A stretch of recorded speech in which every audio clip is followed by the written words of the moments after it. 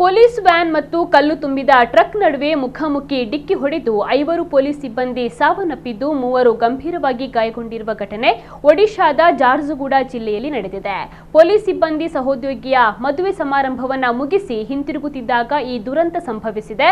ಡಿಕ್ಕಿಯ ರಭಸಕ್ಕೆ ಎಪಿಆರ್ ಸಿಬ್ಬಂದಿಗಳಾದ ಕಾಶಿರಾಮ್ ಭೋಯಿ ಮತ್ತು Devadatta Sa, drill sub inspector Niranjan Kujur, APR havildar Lingaraj Dhuruva ಹಾಗೂ ಹೋಮ್ ಗಾರ್ಡ್ ಭಕ್ತಬಂಧು ಮಿರ್ಧಾ ಅವರು ಸ್ಥಳದಲ್ಲೇ ಮೃತಪಟ್ಟಿದ್ದಾರೆ.